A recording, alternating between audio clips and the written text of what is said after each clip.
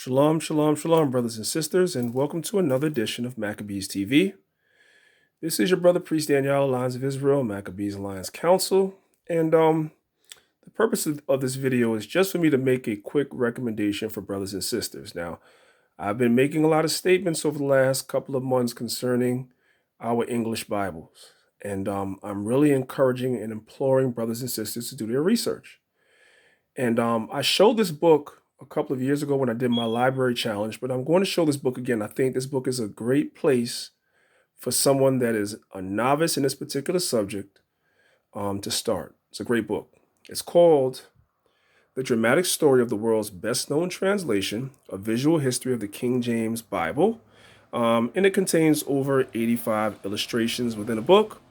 And it's a very quick and easy read. Now, I have books that go a lot deeper than this book does, but this book is a great place to start. It has some great information, and I guarantee that a lot of my brothers and sisters that only read the English versions and only read the KJV, a lot of things in this Bible, or I should say in this book, you never heard about, right?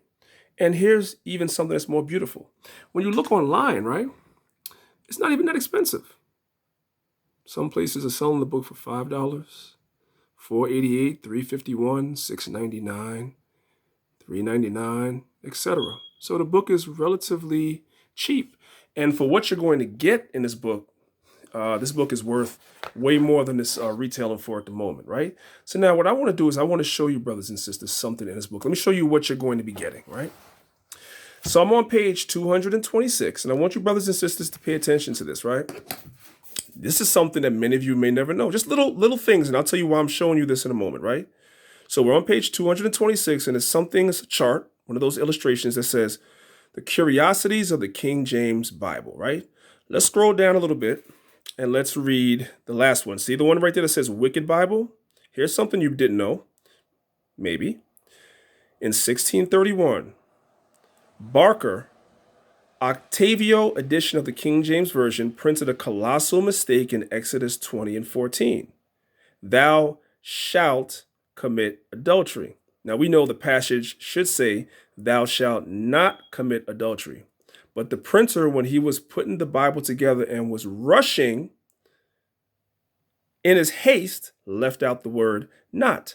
So thus, that particular edition of the KJV was known as the Wicked Bible. And of course, they went in and they made the requisite changes. So now you begin to see when people are talking about, oh, the Bible was revised, it was revised. Yeah, because you had men who were men, they were fallible, and they were putting together Bibles and folios and so forth and so on. And sometimes they would make spelling errors and mistakes.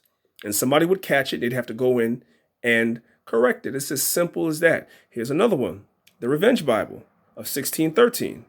In a quarto Bible printed by Robert Barker, Romans 12:17 reads, recompense to man evil for evil, instead of recompense to no man evil for evil. That's the proper translation. Recompense no man evil for evil.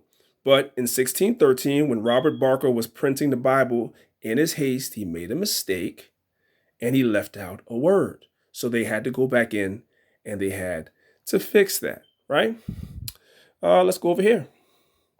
The Easter Bible, 1648. John Field of London issued a quarto King James Version that read in the title page of Esther, the book of Easter. So he made a mistake.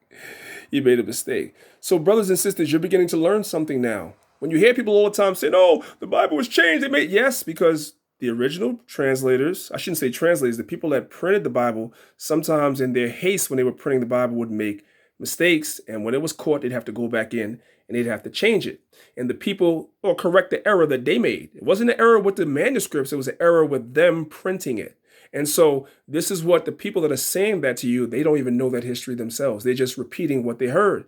Now you got the facts on that, right? And you can do your own research on this thing. Let's read from the top a little bit, right? Just a little bit. It says, a small number of what some people identify as errors in the King James Bible can be viewed simply as printing and editing curiosities. Errors generally occur due to lack of skill in editing or from fallible printers rushing to meet a great demand. So there was a great demand for these Bibles when they came out, and sometimes the printers were rushing, and so they'd make mistakes, and they'd have to go in and they'd have to fix the mistake that they made. So this is just good information to have, and this is just one portion of this book. This book goes into so much information in history. It's very, very detailed, for a book that's also a very quick read as well. Like I said, I have books that go a lot deeper into the subject matter, but this is definitely a great place to start for you brothers and sisters that don't know the history of the KJV. It also goes into when the spellings were changed, certain words were changed, the way, when spelling became standardized, they had to go back in and they had to change the spelling of words in the Bible. So those were also some revisions. They also had to move from Gothic print to, I believe, what they call Roman print, et cetera, et cetera. It's chocked full of information that you may have never heard of, and it helps you to understand the book that you base your life around and that you carry, especially if you're only an English-speaking Israelite. This is good information for you to have, and when the scoffers come up, now you are armed and equipped to answer those questions. All right, so this is just a little bit of a lifeline to brothers and sisters that want it. There's a few other things. I'm going to actually pull this book back out in a couple of days and show you brothers and sisters something else, because there's another thing that I think is very important that you brothers and sisters should know, right? That is touched on in the prologue to Sirach. It's there. The prologue to Sirach is there for a reason. There's something very important that we read, but we always read right over. And I'm going to show you, brothers and sisters, why it is there. With that being said, this is your brother, Priest Daniela, Lions of Israel, Maccabees Alliance Council. I hope these videos have been edifying to you brothers and sisters that I've been doing. I put a lot of years and time into studying this information. So hopefully it helps some of you. As always, hit the like button. That's the very least. That's all I ask you brothers and sisters to do. I don't ask for nothing else. Anything else you do is from your heart. But at least hit the like button. Show some love, and I'm out of here. Shalom.